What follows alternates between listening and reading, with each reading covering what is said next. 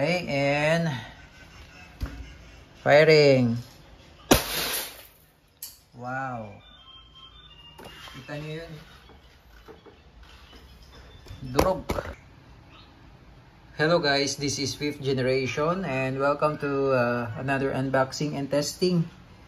Shoutout po natin Sir Erwin. Okay, so ngayon meron tayo ditong airgun Glock 17 Gen 5. This is 4.5mm, chambered in 4.5mm steel ball. So ito po yung bala niyan. Bolitas po na maliliit. No? Ayan po. Pwedeng copper coated, meron din tayong silver coated. So walang problema kahit anong kulay po ng bala po pwede dyan. Ayan. Bolitas yan, 4.5. Maliliit po yan, 4.5mm in diameter. Tapos ito naman po yung kanyang hangin or yung kanyang CO2. This is 60 shots more or less yung isang cartridge po. Okay, so balik tayo dito sa unit. Ito po, Glock 17 Gen 5 na meron siyang ball markings. So halos same sa real steel, no? Yan, so this is officially licensed product po ng Glock. So makikita nyo talaga, mukha talaga siyang totoo. Yan, tapos may mga markings din siya ditong Glock. Ayan, sa kabilang side. Tapos meron siyang rail for accessories, flashlight, laser. Pwede nyo pong lagyan yan. Ayan. Glock 17 Gen 5. So, this is airgun pistol po. Ayan po, as indicated, airgun pistol caliber 4.5mm. 3 joules. Ayan, steel BB. So, hindi siya airsoft. This is airgun na po. Iba po yung airsoft. Ang airsoft po kasi, ang bala ng airsoft ay plastic. So, this one is bolitas. Yun yung 4.5mm po. Bolitas na pinakita ko po sa inyo. Okay, so tingnan natin yung magazine niya. Load tayo ng CO2 po. Then, testing tayo.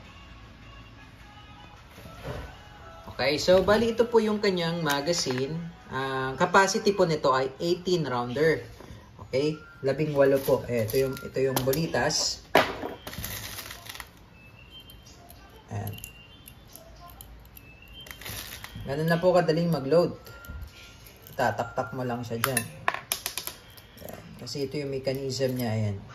Ito yung magtutulak. Yan yung parang follower niya. Para ilabas niya yung BBs at ipasok sa chamber. Okay. Ang kagandahan nitong Glock na to, all steel na yung internals niya po. Hindi katulad sa mga airsoft na meron pa po siyang plastic na loading nozzle. Ito all steel na siya. So iba mechanism niya. Tapos meron siyang safety dito sa ilalim. Ayan po yung par mode. Ayan naman po yung safe mode.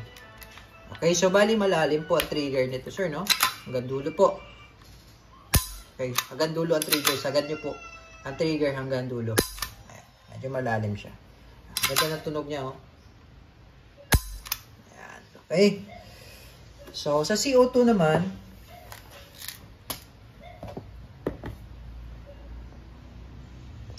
ay papatakan lang po natin ng kaunting oil yung part na yan.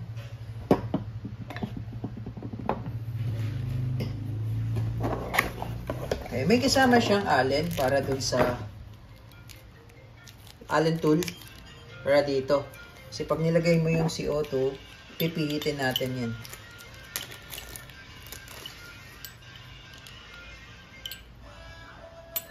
Ayan. Okay, pipihitin natin. Ipihit. Okay. Tamang higpit lang po. Huwag nyo siyang higpitan talaga ng todo.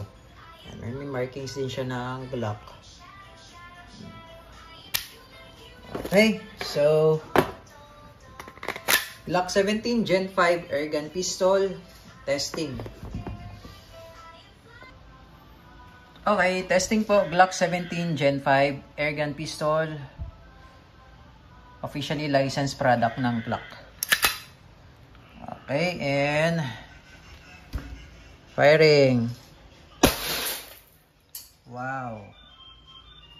Kita niyo yun? Durog. Durog na durog. Okay, so pag wala na siyang bala, sir, nag-open slide po siya. Release mag. Ayan, wala siyang bala. And hammer down. So, meron pa po itong CO2. Good for 60 shots more or less yung isang CO2. Okay. So, Glock 17 Gen 5 airgun pistol.